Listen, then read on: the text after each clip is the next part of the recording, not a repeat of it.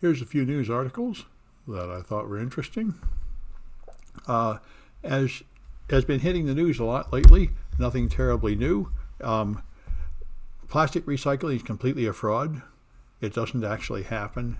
And there are people trying to design new materials that would be more recyclable to replace plastic. So that would be nice. Oh yeah, I saw that. Yeah, you can hide malware in the event logs. That's a cute one.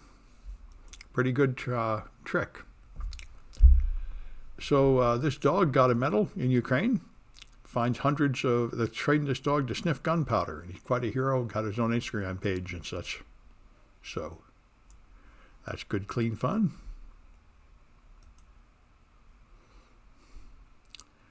I didn't know it was this bad. In Oakland, there is apparently a huge slum that just goes on and on. There have been many times where it caught fire. There's just abandoned vehicles and apparently hundreds of homeless people living there. And there are various plans to actually do something about it. This does sort of look like a third world country. We just have these shacks built out of trash with people living in them. I didn't know it had gotten that bad.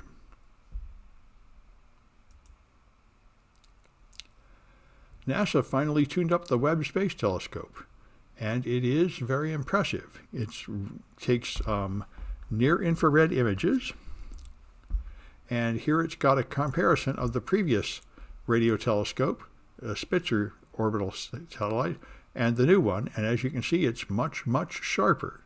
So that's good. Yeah, you say it's the same thing in Portland. Yeah, I didn't know, but it really looks pretty bad. The slums.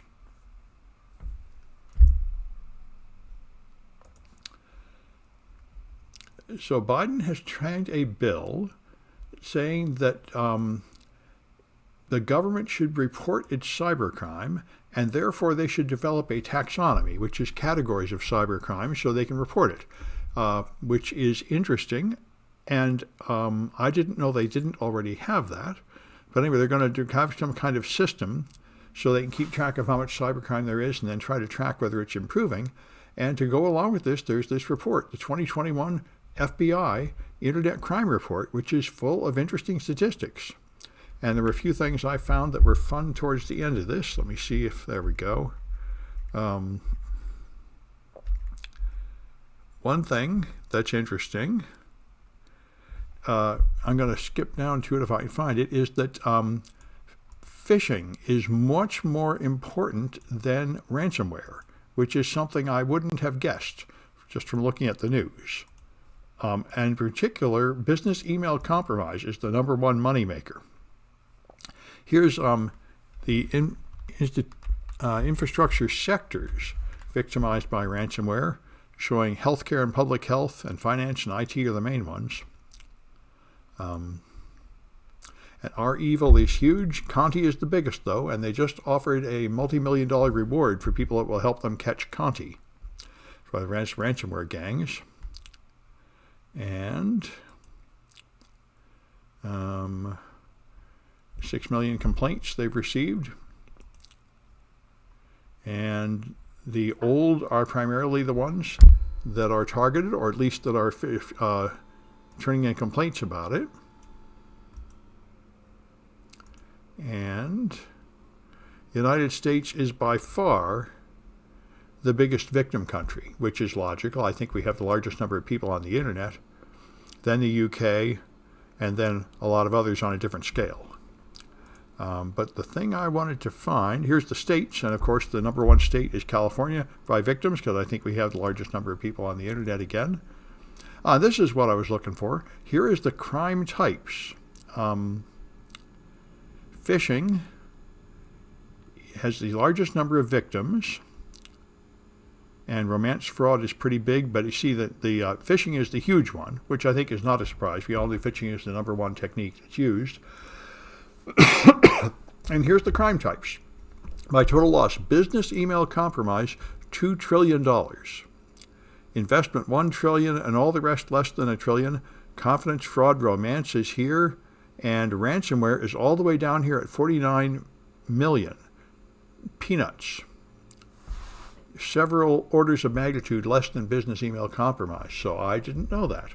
But somehow compromising your server to send you email that appears to come from your business seems to be the real way to make money, at least as far as ones that are reported. And romance scams are really big too, almost as big. So anyway, a lot of interesting information in that report. And I'm not quite sure what the Biden commission wants to do. They somehow want to make an improved system of reporting this stuff. I think this is just being reported by random citizens, and I think the new Biden system is for reporting inside the government. So this was pretty interesting to me. I was unaware of this. There's a Georgia governor campaign that is building a campaign on demolishing these satanic tablets that are an offense to God, and I didn't know about these satanic tablets. These are interesting. This is America's Stonehenge. It came out in the 80s, 79 or 80.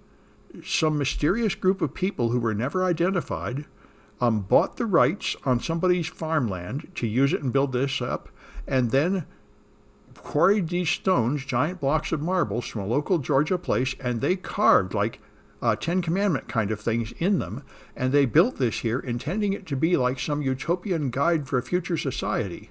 And what it's got written on them is pretty interesting. It's straight out of sort of a science fiction novel. It is just like ideas to improve the world that they think they need to pass down. Maintain humanity under 500 million in perpetual balance with nature. Unite humanity with a living new language. Protect people and nations with fair laws.